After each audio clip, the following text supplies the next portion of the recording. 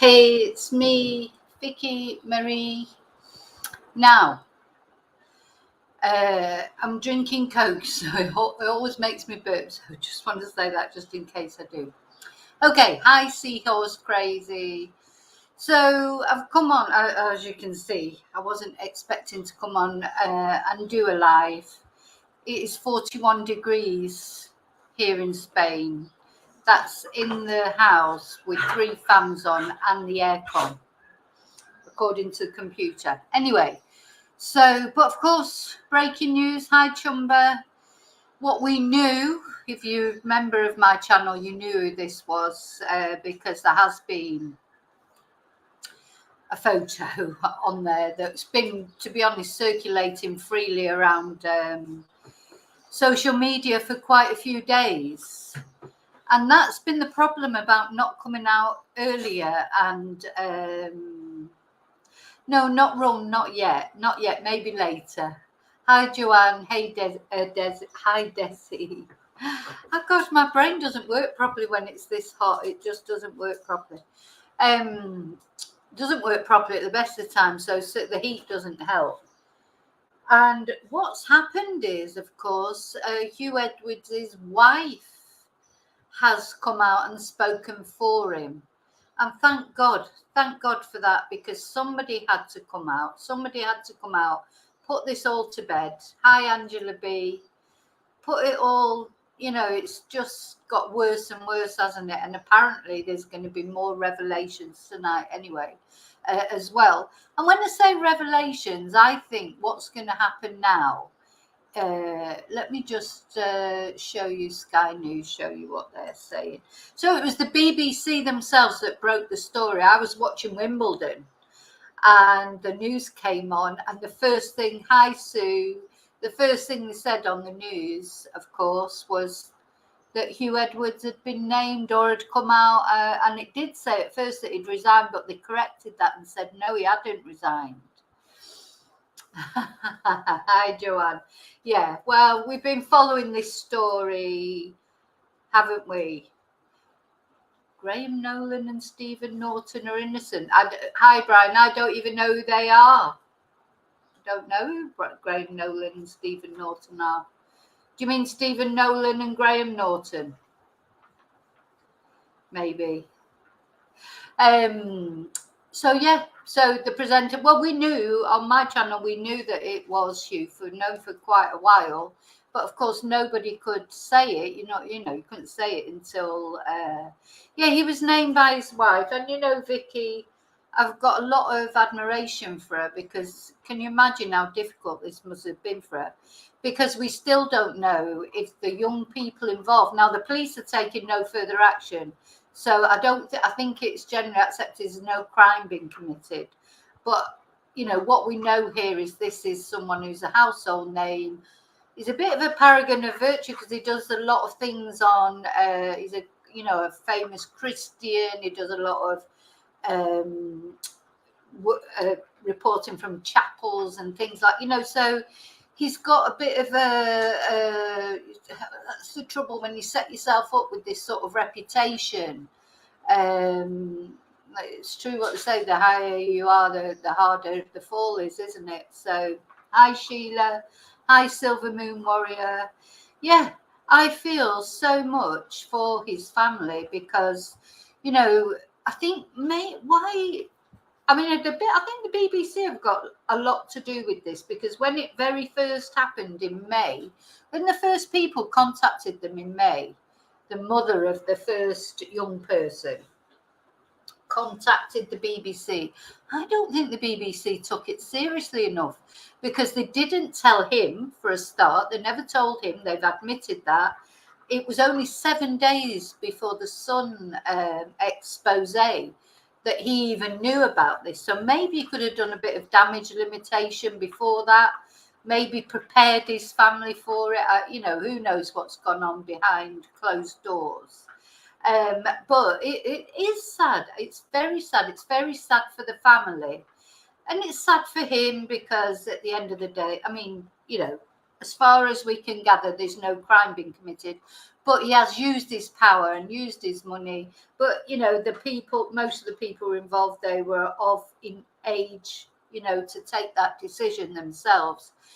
For me, I feel for the family. So he's now, I mean, some people, even today, some friends of mine were messaging, they weren't certain that it was him. Nobody was certain it was him. But it was, students, classes that I've had today, and we were talking about it, and I said to them, I think, you know, because that's just in normal conversation. You know, people didn't know. Some people are totally astounded even now, because if you don't read, if you're not on Twitter and you don't watch social media and that, you wouldn't know any of it, would you? If all you do is watch the BBC, you'd just know it was a presenter. Hi, Pauline Smith. And he would, hi, Jennifer. And he would, you know, he would be the last person. I mean, when it very first come out, he was the last person that I would have thought of, you know, really, totally. But it just shows you, it's what I was saying yesterday, celebrities, they have, you know, a public life, a private life, and a secret life. It happens so much, doesn't it? It happens so often. You never know what's going on in people's personal lives.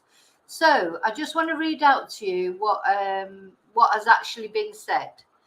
So, according to Sky News, the BBC presenter who allegedly paid a teenager more than $35,000 for sexually explicit pictures has been named as Huw Edwards. He was named by his wife, Vicky Flynn, in a statement issued on his behalf. I think that is, I don't know whether she was, who knows what's going on there in their relationship, so, because we don't know that and we have no right to know that. Obviously she's been sitting down with him and his lawyer, and I wonder if she knew anything about this at all. Could you imagine? I think she should maybe be the one in hospital with mental health issues now, because that would, could you imagine if that was you, you know, and it was your partner, man or woman, you found out that they had a secret life that you didn't know anything about. I mean, poor Vicky, I hope she's getting plenty of support as well. Anyway, she said her husband was suffering from serious mental health issues, like someone just said there in chat, it is cortitis. And he is now receiving inpatient hospital care where he will stay for the foreseeable future. And you know, it's funny because yesterday in the video that I did yesterday, I did say he needs to be looked after, because of course you have to work, you know, he's sort of lost everything in a way, hasn't he? His whole life, everything that is his you know, public life is now completely gone. I mean, I'm not saying he's lost his job, apparently he hasn't resigned and he may keep his job, but what I'm saying is everything has sort of crumbled, you know, his persona, and it will run deep, you know, because he's like when it happened with Prince Andrew and the things like if they're head of charities and things like that, things start to, it's like a domino effect, isn't it? And more people might come out, more young people might come out, and you know, he's obviously been soliciting at best indecent images, and you know, it seems like soliciting actual you know, actual extramarital relations on these websites. And we don't know if they're men or women, and the thing is, it doesn't matter in one way, but it matters in a big way, the fact that he's not openly gay. So that if it turns out that they're men, that's another shock, isn't it? So it's shock after shock. Again, his poor wife, his children, he's got 5 children. I don't know what their ages are, probably because he's, how old is he? Is he 61, I think, or something like that? So they're going to be 20-ish. So that's going to be difficult for them. So it says at 6 p.m. the BBC said he had resigned at 6 p.m. Yeah, that was the first thing they said when they come on. They obviously wanted to be the first to give this news out, but then they clarified he had not quit. He's 61.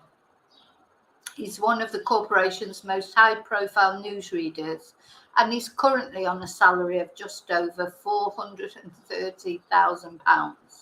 He has presented the flagship BBC News at 10 programme more than a dozen times since the claims were allegedly reported to the corporation on the 19th of May. Whereas the Sun had just claimed that household name had been accused of giving a young person more than £35,000. So there you go. It's finally out in the open. Let's see what the BBC has got to say about it on their website.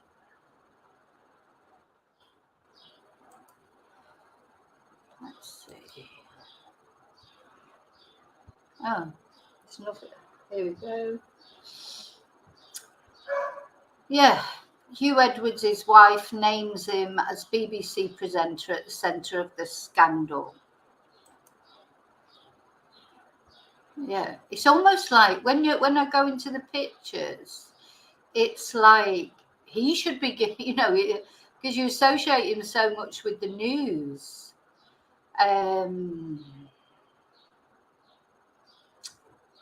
Yeah, so they just reiterate really what Sky News has said. Well, really, it was Sky News reiterating what they've said. Vicky Flynn says her husband is suffering mental health issues. It's very commonly used, that mental health issues thing now, isn't it? And is now receiving inpatient hospital care, no criminal case. So the BBC says it is now resuming its investigation whilst continuing to be mindful of our duty of care to all involved. And then, of course, it does the backstory about the Sun newspaper, the first claim, which was of him paying a young person for explicit photos beginning when they were 17. Second young person that said they received abusive messages, which the BBC had confirmed that came from the BBC telephone. And then there was the allegation that he had broke lockdown conditions to go and meet a young person. And there was also then the messages, the Instagram messages between him and another young person. So there were 4 allegations. I've heard, my dogs have started fighting, of course. I've heard rumours that the Sun is going to come out with more, but really they probably shouldn't now. I think at the end of the day, they did their story. It's been proven. His wife has come out and made this statement his wife has come out and made this statement on her. I mean, in a way, I need to assimilate this because obviously I've just heard the news, but they are sort of using his wife a little bit, I think. I hope she's agreeable to all this, because rather than him coming out and saying it himself, the wife has sort of been used in a way.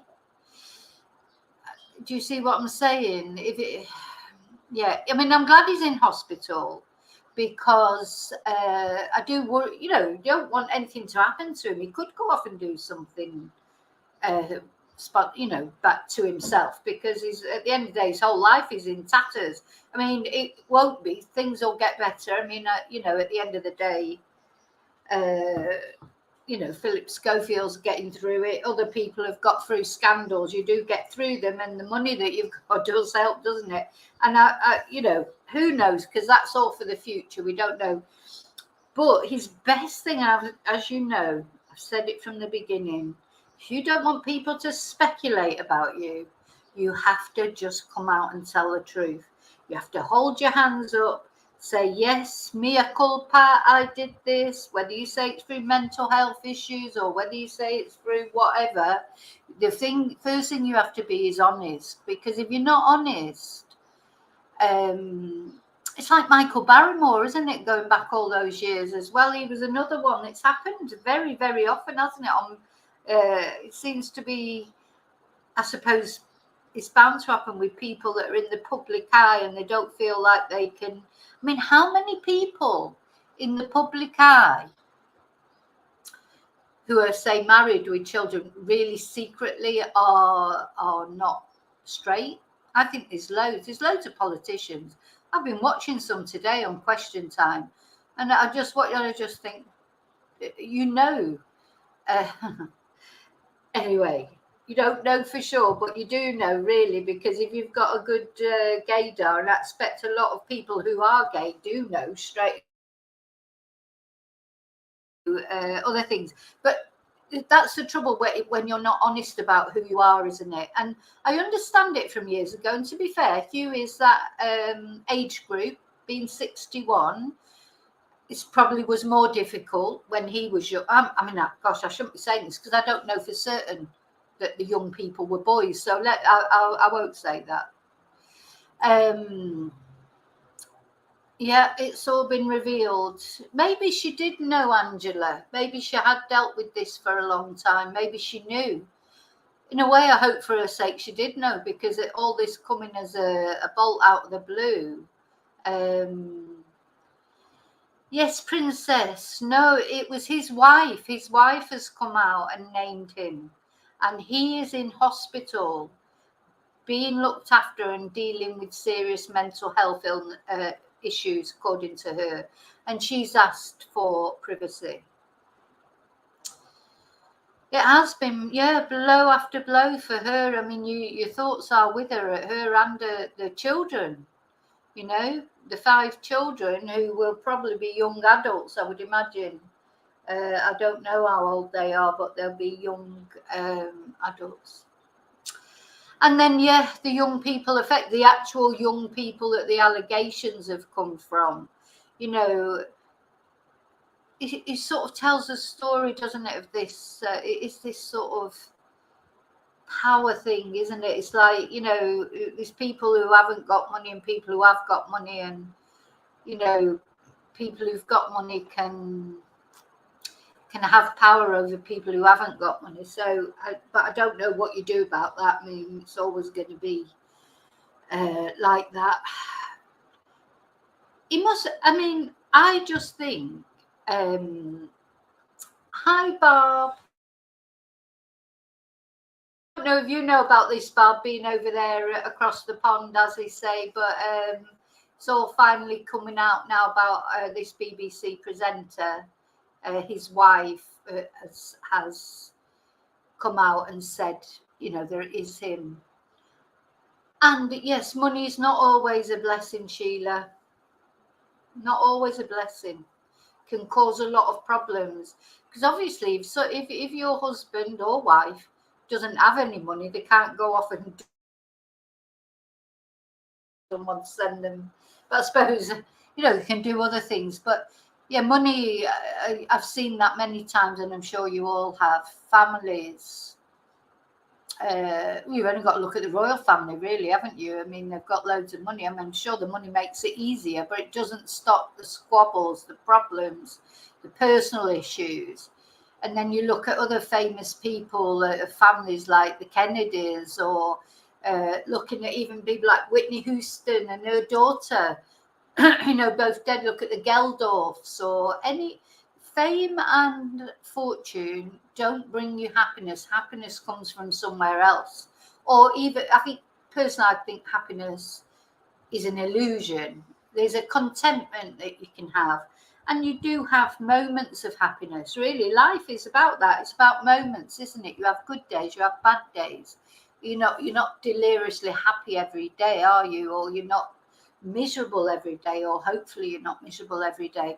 You know, and sometimes bad times come to an end and good times come to an end. And you know, our lives are a tapestry. That's what it says, and it's all part of the rich tapestry of life. So happiness, personally, I think is a bit of an illusion. And it was John Lennon, of course, who said that you spend all that time trying to get there, and when you get there, you realize there is no there, because you're always chasing the next thing. You know, you get to a certain level. It's contentment. It is contentment, happy with what you've got. What I've found as I've got older, and especially after, oh God, you know, lots of different things, but, you know, the things like the recession and COVID and stuff like that, it's actually a blessing just to get up in the morning, make yourself a coffee, give your dog a cuddle, everything's okay in the world, you've got food, you've got coffee, that's very important, but you've got enough money, even though you might not have extra money, loads of money, you've got enough money that you can live, and you can you've only got to look around the world. We're not at war, touch wood. We things like that, people are at war, or they're driven out by floods or fires, or driven out of their homes, or some people haven't got home. So I honestly think that every day you've just got to take it as it comes. It's not even every day. Sometimes in a day you can go sort of from up to down. Well, I'll tell you how my day was this morning. My goodness, because you've probably seen on the news over there how hot it is here in Spain, and it really is that I've got to say that is not exaggerated. As I say, it's showing 41 degrees on my computer. But this morning, I took one of my little dogs. Well, I took them both actually to the dog groomers. I've been trying to get them into the dog groomers, and it's literally a 5-10 minute walk from my house to the dog groomers. And I've been asking her if she could fit them in, because I've got two dogs. One needs grooming, the other doesn't really need grooming. But every now and again, I just put him in for a shampoo. But the one that actually needs, his fur grows. So it was getting quite long, and it's so hot. And I thought, oh God, I need to try and get him booked in. And so she found a place for him. So she messaged me this morning. She said, I can do him this morning. And she normally comes and gets him for me because it's only around the corner. But she said, I can't come and get him. And it was about 11:30 this morning. And I said, oh, okay. And I thought, I'll take the other little dog and give him a walk as well. Literally a 5-10 minute walk round the corner. Oh my God. It was so hot. It was unbearable. I nearly passed out. Honestly, I'm not being dramatic. It was, because it's humid. It's not only the heat. Oh, Charlie, it's so humid. I thought I was literally going to faint. And I was thinking, what will happen to my dog if I faint, and he might run out into the road. And anyway, I managed to do it. But I forgot why I started telling that story now. But what I'm saying is, so your day, then after that, it was bliss. I walked into a nice air-conditioned living room. Lucky me that I could do that. Some people can't do that, and they have to cope with this heat, or there'll be animals out there lost or whatever that are coping with the heat. So every little thing that you have, and my little dog, he came in, he sort of just like passed out on the floor. And he's like, why did you take me for that walk? I think if he could speak, he would definitely have said, don't ever do that to me again.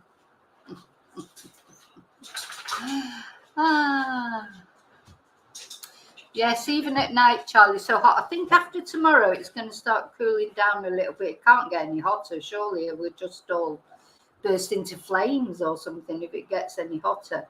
So I think, are you a little bit cooler in Barcelona? Maybe a touch cooler in Barcelona? I don't know, but it's very hot. And, people like the sun, don't they? But the sun can be too much when it's too much. And Sheila, that'll be what happens afterwards. When this very hot spell comes to an end, we will get thunderstorms. And then they could be quite big ones as well. But so, how are we feeling about? Let's see if there's any update on anything. Probably not, because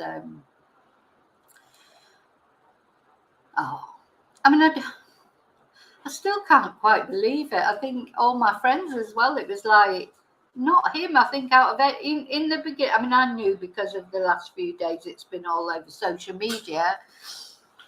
And then it's all been all over YouTube in like India and places a bit further away. It's been a common, that's why it was important that somebody named him, or he named himself, because everybody knew anyway. So it was getting ridiculous because people couldn't really mention it. And then other people like Jeremy Vine and the other presenters that were sort of getting aspersions cast on them.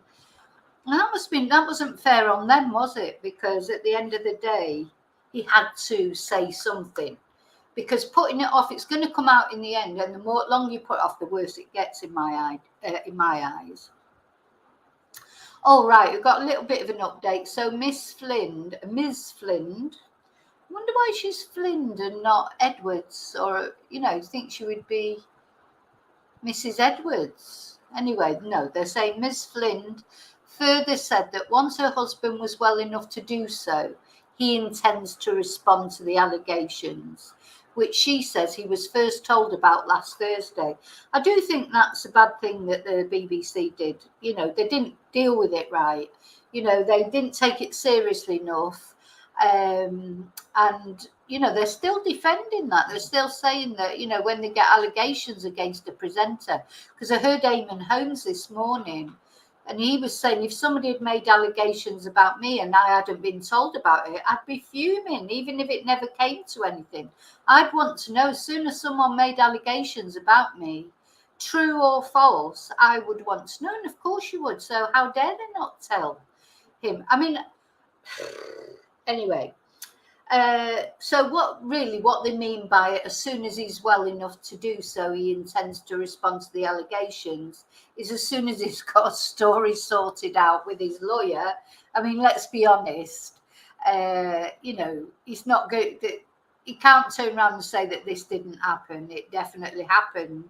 What he's got to work out is you know, if I was him, I think I'd just say, look, I'm sorry, you know, I've been grappling with me. Well, I keep assuming that they're boys.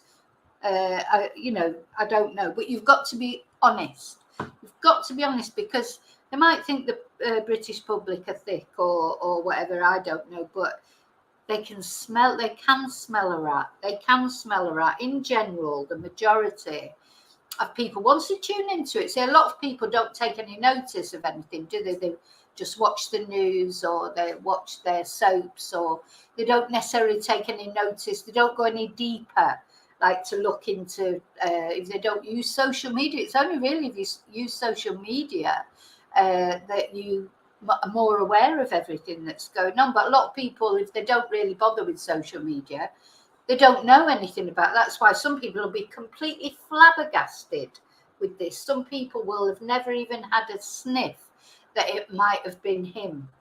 They won't be able to believe it. It'd be like finding out the Pope or something. Well, I personally won't be surprised about the Pope, but a lot of people would be, wouldn't they?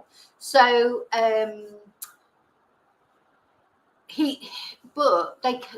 once the public fasten on to something. So I suppose it's like with Philip Schofield or any other sort of scandal. I think initially they don't really notice, but once they realise something's going on and they start looking into it more, they can tell when someone's lying. You know, they're not that stupid that everybody seems to think they are, or we're not that stupid that everybody thinks we are. And that's what really irritates me. You know, not that somebody's, you know, in the closet and has never been able to come out and is doing these things. Whatever they're doing, as long as it's not illegal or, you know, actually sort of a crime against somebody. But the thing is, you've got to be honest. You've got to be honest. That's what I think. If you be honest, people like her coming out and saying that now, my first instinct was, you poor woman, you know, you start to feel, and even feel for him, because she's protecting him. Now, whether she'll just do that for now, and you might find that behind the scenes in 6 months or whatever they're divorced, I don't know. Or maybe she's been married to him for a long time, she's in love with him, so she's going to give him another chance. Who knows? Who knows what's going to happen there? That's a matter between them. But your first instinct, your heart goes out, doesn't it? So that's what I think with people, British people, and all people probably all over the world, if somebody's honest and lays their soul bare like that, your heart goes out to them. That's your instinct as a human being, to have empathy, but not for liars. You know, you can't have empathy for liars. You know, Who's that? Your governor. But right, you're talking about the governor of your state, yeah. Yeah.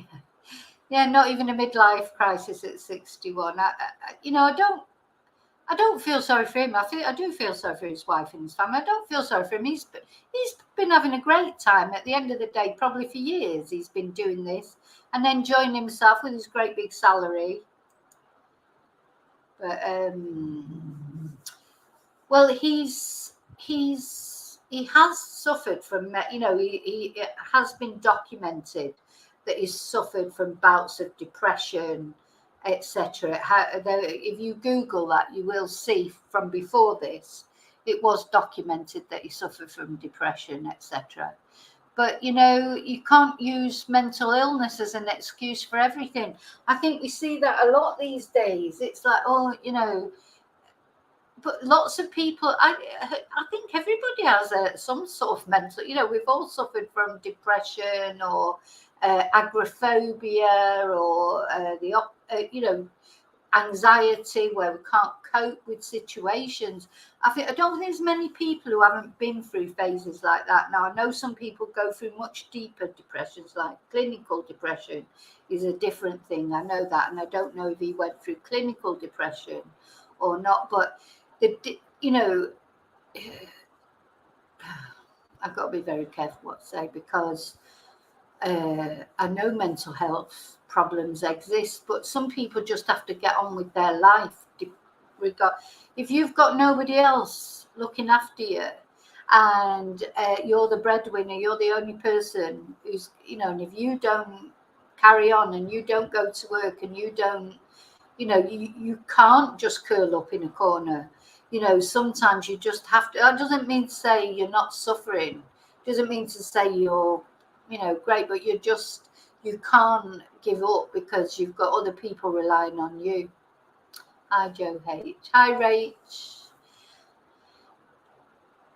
Yeah, Desi, I know exactly what you mean. It's sometimes you just have to get on with it. So I don't like people using it as an excuse for things. And the other thing, I think it's not fair on people who suffer from mental illness. Who was that? Oh, that horrible guy that set that fire and burnt that family to death, that poor mother and her two lovely children. He said he had a personality disorder. He used that as a reason, or asking for clemency or whatever. How many people have got personality disorders? It's an insult to people with personality disorders who get on and cope with their life and don't burn a family to death in a house fire. It's an insult to them. So unfortunately, people tend to latch on to things these days. I think you see it. They use it as an excuse, and exactly. Mental illness. It's an insult to people with mental illness. Because not everybody with mental illness does these kind of things. So you can't blame them for everything. I know mental illness is a factor often, but they have to be assessed for a start. So presumably he's in a hospital now. He'll be being assessed for whatever. You can have what's the word? Sex addiction. Who was it? Who had that? It was Kirk Douglas's son, wasn't it? Michael Douglas. He had sex addiction. He was treated for that. So, but is it really sex addiction, or is it just, is like a, just, I can't say what I want to say on YouTube. You've got to, Rachel, I think we thought that the depression card might be, well, fair enough. He's going to, there's been, according to the police, they're not investigating us. For what they know so far, there's been no crime committed. Well, we all know what the police are like, though, don't we? But there was, because that first person was 17 when they were sending photos, and that is against the law to solicit photos from a 17-year-old. So really, but I think what the police are probably doing is letting the BBC have got to make their inquiry, but this should have been done ages ago. This first came to light in May. We're on the 12th of July now. Those parents, and they've had vilification as well. One of the people that spoke to me today, they'd heard from someone else, oh, well, you know, the parents are drug addicts and they were looking for money. Where's that come from? What have the parents done wrong? They've gone to the BBC. As far as I know, and I don't know, maybe they are drug addicts, who knows? But I don't see why they're getting blamed for going to the BBC and saying, can you please tell your presenter to stop soliciting photos and giving our child money because they've got a drug addiction? Suddenly they're being vilified because people don't want to believe the evidence that's right in front of their eyes. You know, and somebody had, so that's been circulating. I think that's terrible, because if that was me and my child, I would have done that. Well, I would have gone to the police, but they may not have gone to the police because they may not have realised it was a criminal offence.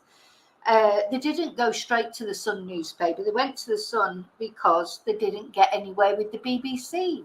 And what happened was that after they went in May, heard nothing, and then they saw Huw Edwards picking up his award on the TV for his coverage of the Queen's funeral.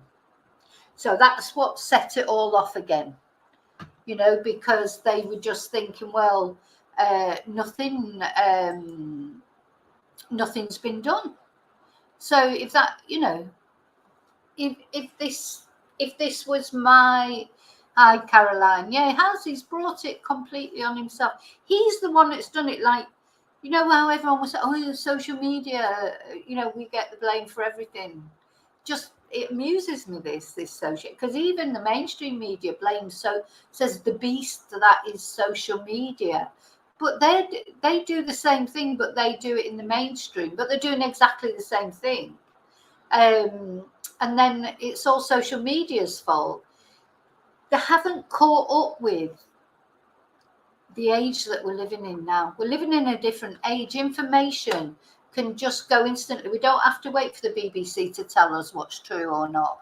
We don't have to wait for Sky News to tell us what's true or not. We don't have to wait for anyone to tell us what's true or not. We get our own information from all the different social media outlets, and we make our own mind up. You know, and at the end of the day, when it starts to snowball so much as it did, I mean, I watched it happen really from Saturday night.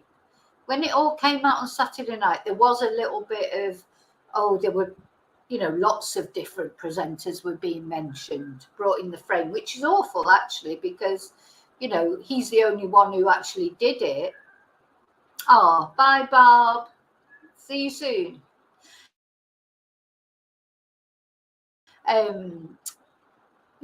So it went on. There was all these there were a lot of different presenters being mentioned, and then a few of them came out, didn't they, like Gary Lineker and Rylan, etc., to say, look, this is not me, please stop speculating about me. Then by the sort of Sunday and Monday, it had sort of narrowed down to maybe 2 or 3 possibilities. And then, of course, on the Monday, the lawyer put out this statement that was all a load of rubbish. The parents were making it up, basically. They were so they'd obviously got inside that first young person's head, offered them money, probably, to say, no, it's rubbish. And, well, in fact, it was the Friday, wasn't it? Because they said that they went to the Sun on the Friday. And I've said from the beginning, the Sun must have been pretty confident to run their story. I think they had all these other allegations lined up. They've done it quite sinisterly, really, you know, because they've given the first story, but I suppose that's how it sells the papers, and that's what they're there for at the end of the day, is to sell papers. So they've given the first story on the Sunday, the first allegation. The lawyer for that person has come up with this story that it's all a load of rubbish and blah, blah, blah. And then the Sun has released the next allegation, and then the next allegation. So they've been quite clever the way they've drip fed the allegations. You know, so yeah, David, he wasn't so mentally ill if he sorted himself an expensive lawyer as well. Yeah, that's a good idea. A sweepstake for the next one. Might not even be a BBC one, so we've had an ITV one. I think it's just rife. All that would be rife amongst. I mean, the BBC is a big place. It employs a lot of people. It's probably going on a lot, but of course, he is a big name. You know, he's just such a massive name, and he's like. There'll be a lot of little old ladies out there absolutely gutted because, and in fact, not only little, I mean, I have students who live in Wales and think he's bloody brilliant. You know, they're Welsh, and you know, he's a bit of a Welsh icon as well. So I think Wales itself will be in mourning. Is Sue still here? I've got a couple of Welsh chatters as well, but yeah, what do people feel? You know, because Wales is a country, it's very patriotic. You know, it's very, there's a big buy Mia, there's a big national, you know, sense of pride in being Welsh. So this will be difficult for them, I think. Yeah. Essex Boys Outlaw. Well, we've already had a little bit of scandal about Ant, haven't we? But you see, see what he did. That he did the right thing. He came out and said, "Look, I did this." It's difficult if somebody holds their hands up and say, "Yes, I did this. I was wrong, and I'm sorry," and blah blah blah blah blah. There's not much you can say to them, really, is it? Except, well, you know, you don't have to agree with what they've done or whatever, but it's difficult when somebody really sort of, and he stepped back from television, didn't he? And he went to rehab, and he may still have problems. He may have reverted back. We don't know, because a lot of people obviously that go to rehab, it doesn't always work forever, does it? But we see. But yeah, you see, Sheila, in Wales, patriotism is very, very strong. Very. I know that from my students from there. It's like. I think that will have hit Wales badly. In fact, I wouldn't be surprised if I get an email from my student about it. Hi Rio, are you in North Wales? And do you agree? Do you think like Huw Edwards must be a bit of an icon in Wales, mustn't he? Because he's probably one of the most famous Welshmen, really, isn't he? In the UK, who would be more, well, apart from Tom Jones, I suppose. Oh my God, Tom Jones, oh my God, we couldn't have it coming out about him. But, Tom Jones, he's a singer, isn't he? So he's probably been involved in all sorts when he was younger and that. Well, he might still be, who knows? But we'll see.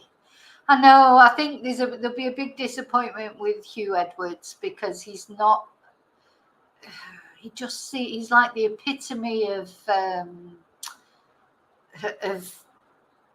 sort of decency, and religious. Sometimes I worry about religious people.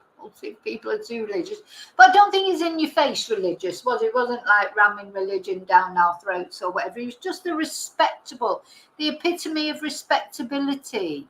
You trusted him. You felt, to me, I don't know, he's the same age as me, more or less, but he felt like my dad. He felt like you. And so to know that he was doing those kind of things, it just Richard Burton, yeah.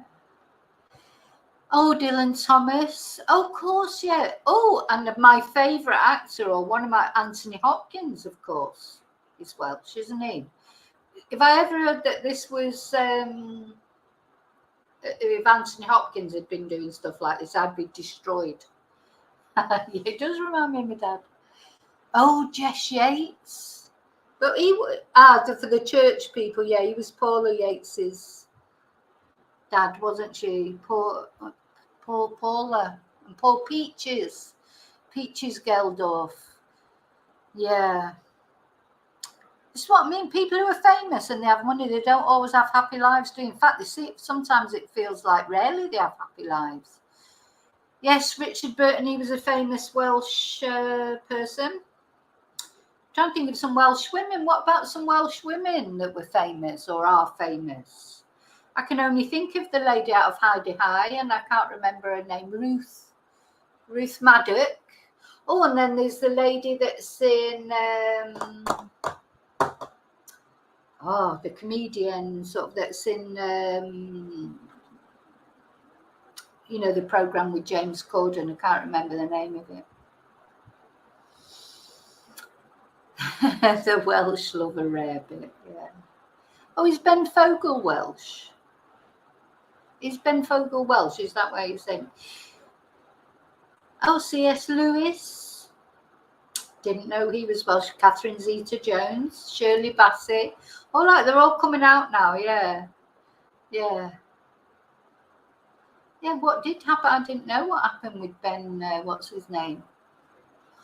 Now, of course, it's funny that about Graham Norton, because his name was, I saw his name mentioned a lot in the beginning, but he never came out to say it wasn't him, which is quite strange. Maybe he thought, well, why should he? Hi, Wendy M. Hi, Claire. The woman from the beautiful South.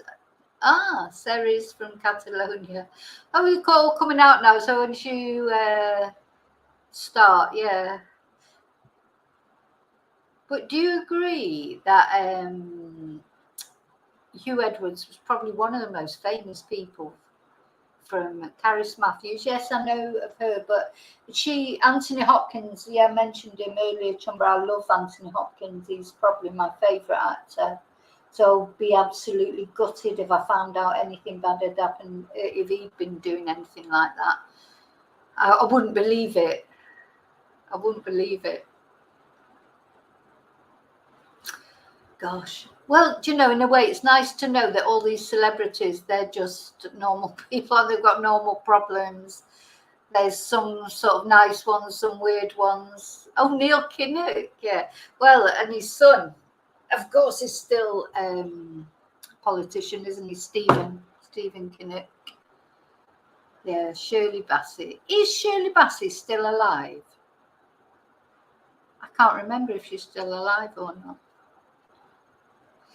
Which is awful, isn't it? But I suppose I could just Google it. Do you remember? I always say, like years ago, with my parents, you'd be sat there and you'd be watching something on telly, and they'd say, "Oh, are they still alive?" And they'd have this big discussion for ages. And nowadays, you just get your Google out and Google it.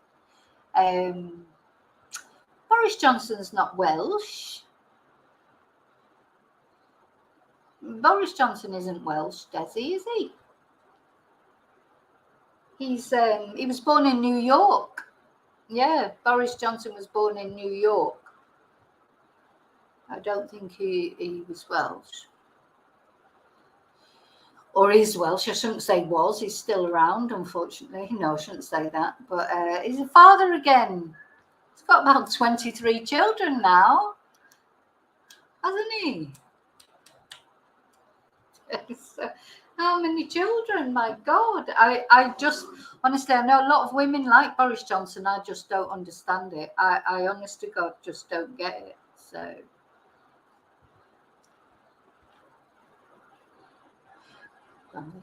Okay. Yeah, Boris Johnson was born in New York, and but he's English, isn't he? Because, well, having said that, his father, Stanley, he's a sex pest. Stanley Johnson. There's a lot of things about him, apart from being a wife abuser as well. He's not a nice person at all. But of course, he's got is it French citizenship, because he's got a different passport now because of Brexit, and because he lives in between. Is it Greece? Where has he got? So he's got a French passport. Don't know how. I think it must be some family connection has enabled him to get a French passport. Maybe his parents were French, so that he can travel freely in Europe. Yeah. Well, I personally think, and I've always said, I think he must use drugs to get women to. I do think he'd probably be quite fun to go out with. That's the only thing I would say about Boris Johnson, is I'm sure if you went out for a drink with him or whatever, he'd be quite funny, wouldn't he? But he's funny. He's one of them that's funny in a sort of, there's an underlying nastiness about Boris Johnson, I think. He's all this sort of, clown-like on the surface. But I think there's an underlying not nice thing about him. And I don't know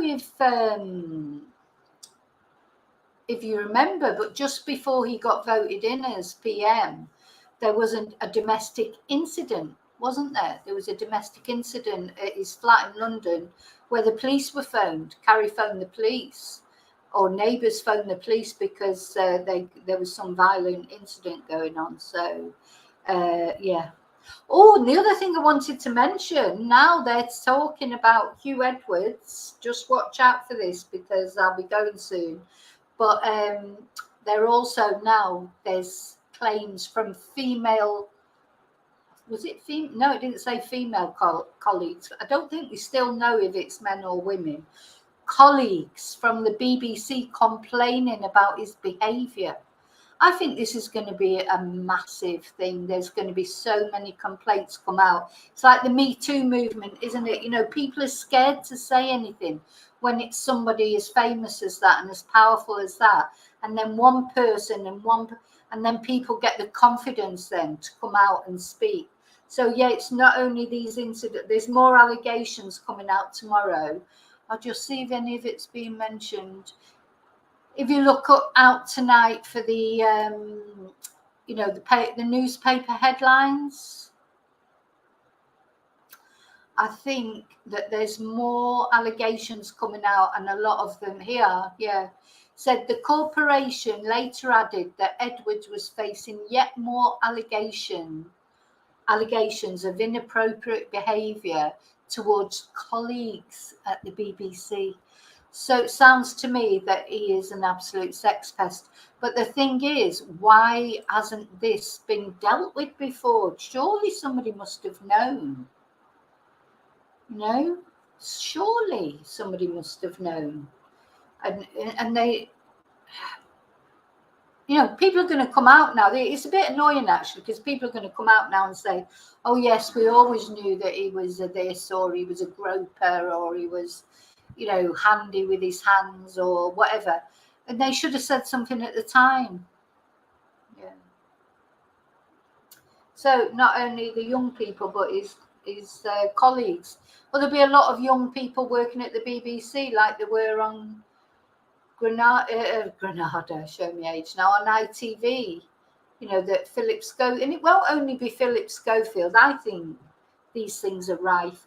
One programme that I always think, the X Factor, I think there's a lot of that going on there as well. They're always, and always making sort of comments about young men and things like that. And I stopped watching it in the end because I just thought, there's something going on there. There's something weird going on there.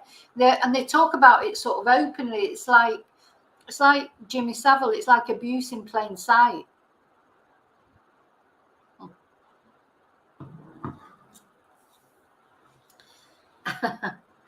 Essex Boys Outlook. You are naughty, aren't you? You are naughty. So, yes, Charlie, it is sad. I like you as well, but unfortunately, sometimes you're liking someone, but you don't really know anything about them, do you? You're liking a persona that doesn't exist. I like you because you remind me of my dad, and now it turns out he's nothing like my dad. Well, I hope so, unless my dad had a secret life, which I don't think he did. I know for a fact he didn't. Anyway, didn't have Zoom in them days. So it's, I think there's quite a few programs on the telly where there's on silent. Yeah. unfortunately, I think when people in politics, in public life of any kind, people think they have to get married to, even these days, but certainly, you know, people of his generation definitely did. It was more, you know, you wouldn't get anywhere in public life years ago, you know, if you were openly gay. So who would be, I mean, I'm trying to think, you can help me out in chat. Who would be the famous, the first famous sort of gay presenter? And I don't mean like on comedy programs and that. I'm talking about a serious, maybe Graham Norton. Who would be the first? Who can we think of?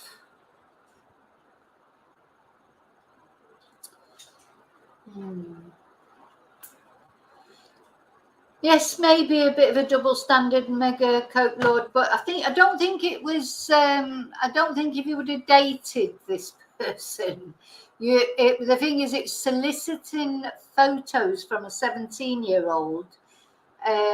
You know, rude photos, if you like, is illegal. I think that's where it came to. Larry Grayson, yes, rustic rage.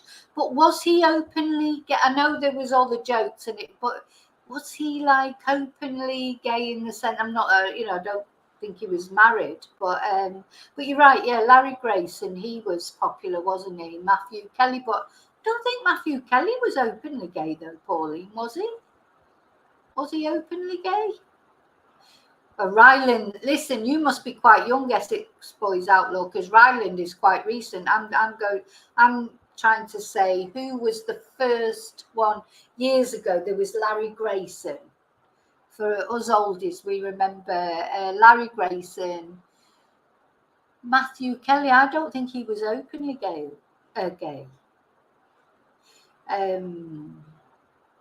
Yeah, I mean, there was lots of comedians, you know, like Julian Clary and but comedians, Lily Savage, of course, and those. But yeah, but Rock Hudson was not openly gay, Charlie. He was not openly gay. He was never openly gay. Oh, Kenny Everett, but he wasn't openly gay, Joanne. He was married. Oh no, I didn't mean. No. Yeah, well, Boy George was a singer. But even he wasn't openly gay, Wendy, because do you remember he gave that famous comment when he couldn't be bothered with sex, he'd rather have a nice cup of tea. And then he admitted later that he was actually going off just having sex with anything that moved, basically. So, yeah, Paul O'Grady, Paul O'Grady. Even that's not that. Anyway, so what I'm trying to say, but someone like a serious newscaster, you know, like Huw Edwards, well, there's nobody, is there? Even now. Well, we didn't know. Gosh, I can't say that he's gay because we don't know that it was boys yet, do we? We don't know. Oh, John Inman, who used to be in Are You Being Served? Kenneth Williams, yeah, in the Carry On films, yeah. No, Wendy, that was Boy George that said that. I'd rather have a nice cup of tea. I remember that because I remember him saying it because I am an 80s girl. That was like I was a new romantic, you know, that was what it was. And yeah, Wham, but he wasn't openly gay, was he? George Michael, not for a long time before he came out. And what you have to remember as well is Freddie Mercury didn't admit he was gay until the night before he died. That's hard to believe now because we all know Freddie Mercury obviously was gay and he died of AIDS, which was very sad. But he actually announced he was gay the night before he died. He hadn't been openly gay all that time. Yeah, exactly. It's a different time now, isn't it? People can be what they I mean, it's still, I'm sure it's still really difficult because I'm saying, oh yeah, people can be what they are, but it'd still be difficult to tell your mum and dad or tell your friends or tell whatever.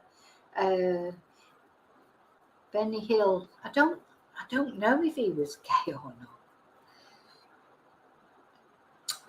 I think if you were, years ago, if you would have been gay, a gay man, you probably could have been a comedian. You know, there was acceptable roles that you could play, like comedy or whatever. But I don't think it would have been acceptable for a newsreader to be gay, or any, you know, a serious broadcaster. So yeah.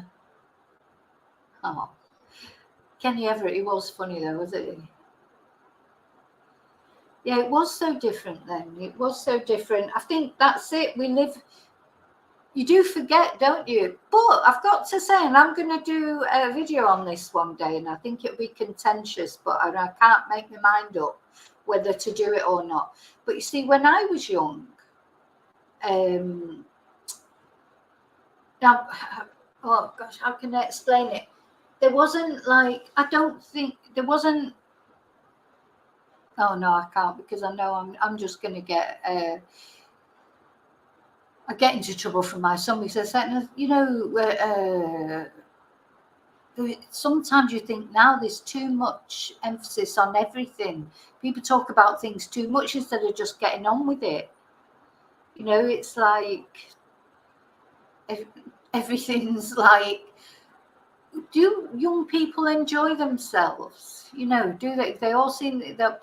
I think it's probably to do with social media, maybe. I don't know. You know, at the end of the day, they wake up in the morning, they look at their phones and they see all the things that happen in the world. I mean, I was looking on my phone this morning or yesterday. There was a stabbing at a Chinese nursery. There was a little toddler's body washed up on a beach in Spain. There was somebody murdered somebody somewhere else. There was this over there in America. There was that over there in Australia. Japan, something's going on. And sometimes, and the war in Ukraine, and it's all right there. As soon as you look at your phone, it's a bit overwhelming sometimes because you can't assimilate all that.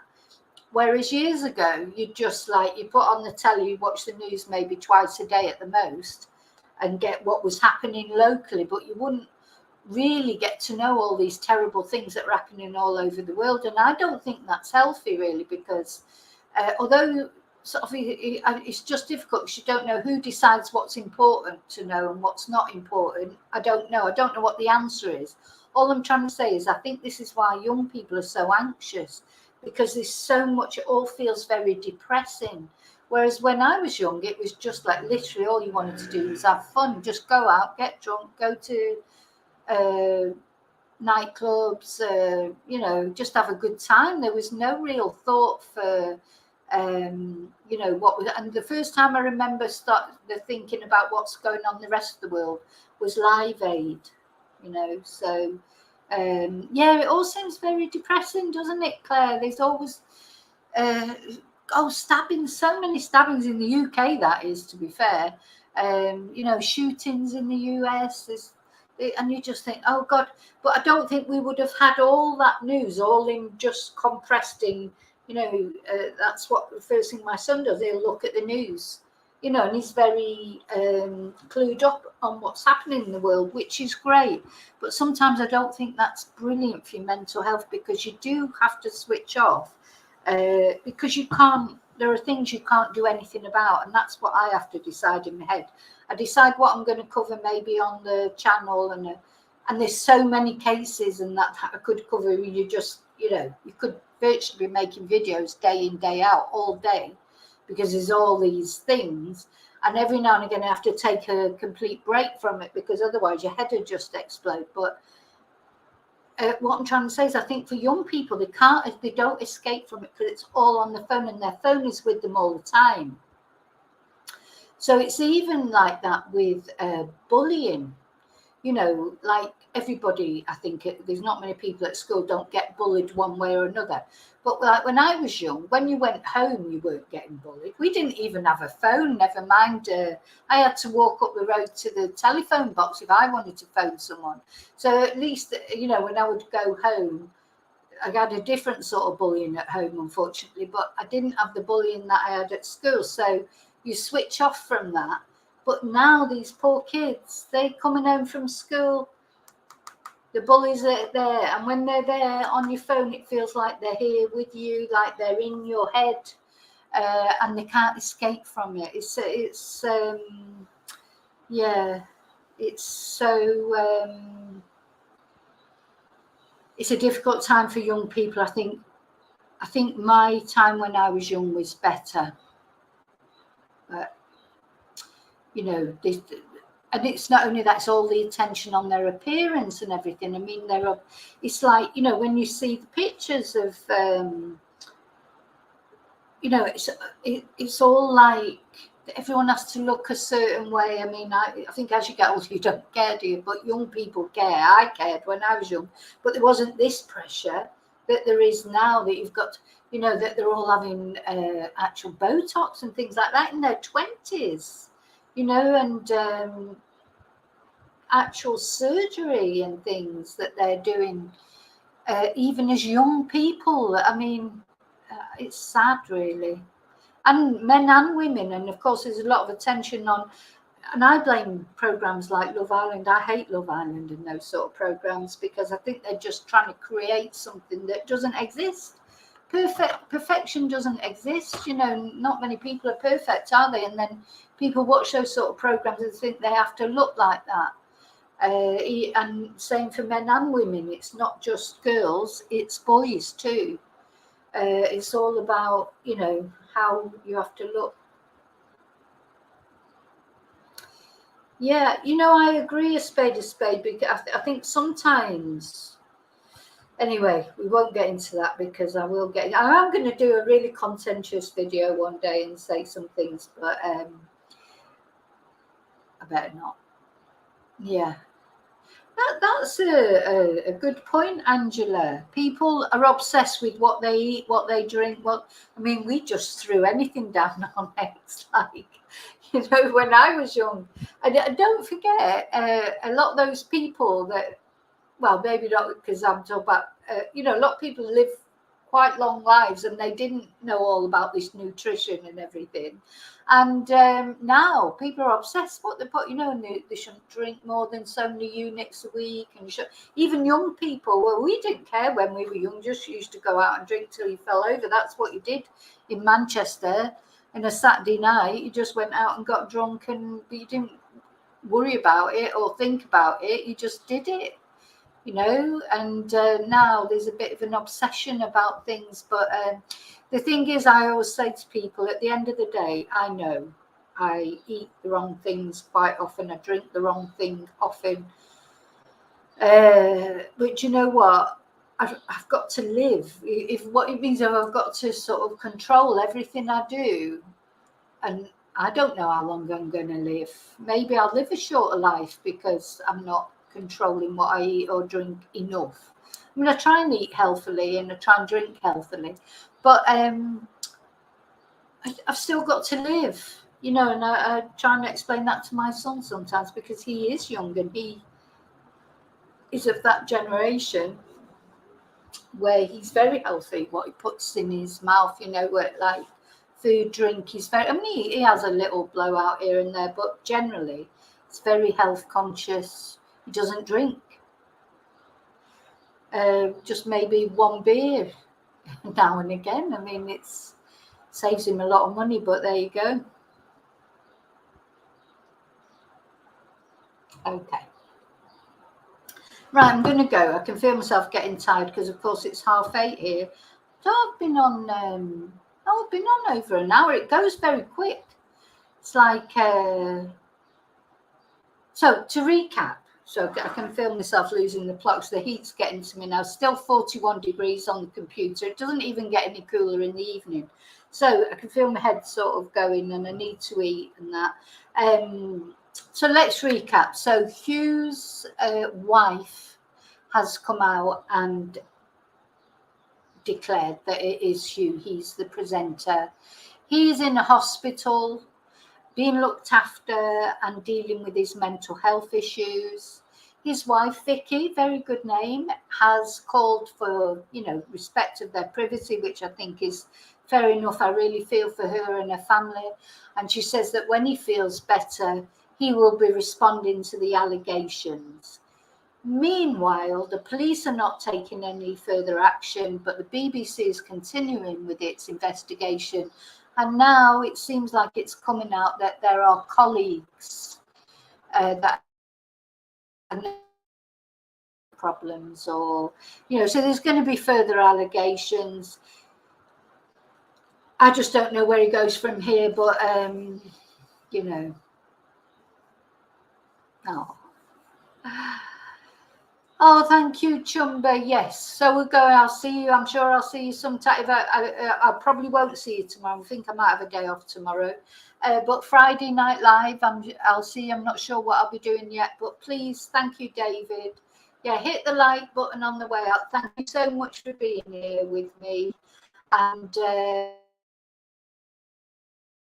to Huw's family, his wife and his family, and to him. So, because we don't want anything horrible to happen to him, but at the end of the day, you have to be accountable. I've done things in my life I've had to take responsibility for. Nobody else is going to take responsibility for it for me. So he needs to just own up, doesn't he? Oh, Caroline, that's nice. Good, yeah. Well, we try and be nice in the chat. We don't take any idiots. We don't have any idiots, do we? Hi, Janet, or bye, Janet. Right. Okay, I'm definitely going. Night, night. Remember to always live and love very wisely. And until I see you again, may your God go with you. Adios. Buenas noches.